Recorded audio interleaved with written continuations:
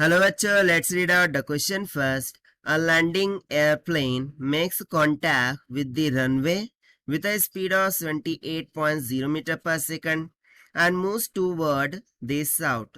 After 18.5 seconds, the airplane comes to rest.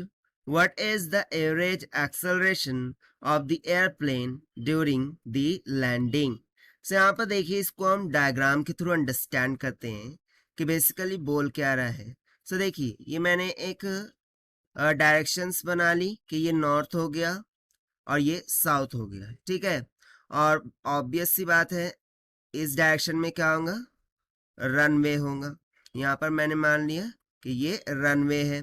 सो एक aeroplane, ठीक है, by making a contact with runway, ठीक है, उसकी स्पीड क्या दे दी है हमें, 78 मीटर पर सेकंड की इक्वल। अब वो मूव करता है टूवर्ड्स दी साउथ। क्या करता है, साउथ की तरफ वो मूव करता है। सो आफ्टर 18.5 सेकंड एरोप्लेन क्या हो जाता है, कम्स टू रेस्ट। यानी कि वो हो क्या रहा है कि एरोप्लेन कुछ इस तरीके से ऐसे डाउनवर्ड डायरेक्शन में आ रहा होगा, साउथ डायरेक्शन में, ऑब्वियसली डाउनवर्ड डायरेक्शन में, यानी कि साउथ डायरेक्शन में वो मूव कर रहा है।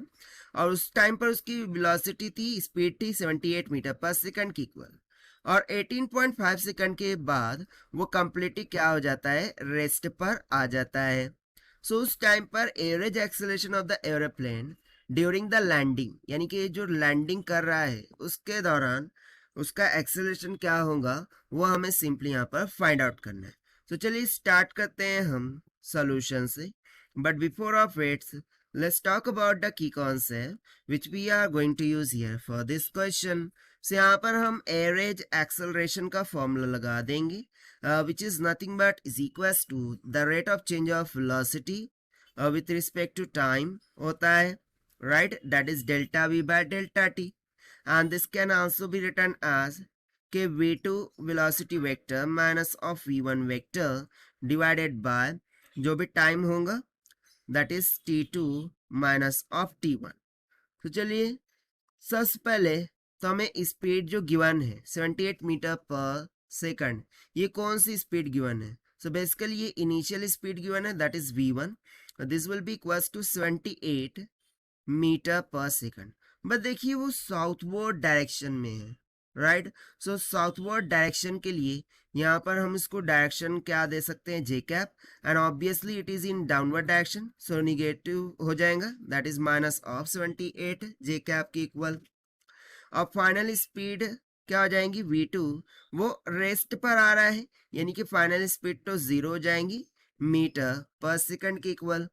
एंड इतना करने के लिए उसे टाइम कितना लग रहा है, t is equals to 18.5 second की इक्वल। सभी वैल्यूज गिवन है, हम कंसेप्चुअल फॉर्मूला लगा देंगे। So average acceleration this will be equals to, so v2 कितना है, 0 माइनस v1 कितना है, minus 78 j cap divided by यहाँ पर t2 क्या होगा, 18.5 माइनस t1 होगा 0। आफ्टर रेस उसको कोई टाइम लगेगा क्या, नहीं। इनिशियली कोई टाइम लगा है क्या, नहीं, तो वो t1 0 ही रहने वाला है।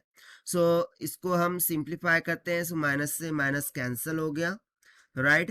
और जब हम इसको डिवाइड करेंगे सो ये हमें मिल जाएगा पॉजिटिव 4.22 जे कैप के इक्वल, ठीक है। यहाँ से एवरेज एक्सेलरेशन आ गया 4.22 जे कैप की इक्वल, जहां पर जे कैप ये क्या इंडिकेट कर रहा है, डायरेक्शन को इंडिकेट कर रहा है। तो इस पर जो एवरेज एक्सेलरेशन लग रहा होगा वो किस डायरेक्शन में लग रहा होगा, that will be in north direction.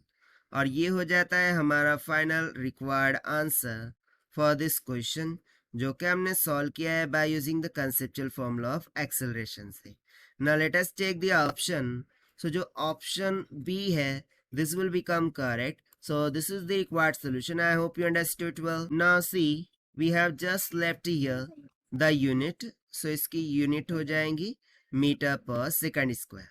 So this is the required solution. I hope you understood well. Best of luck. Thank you.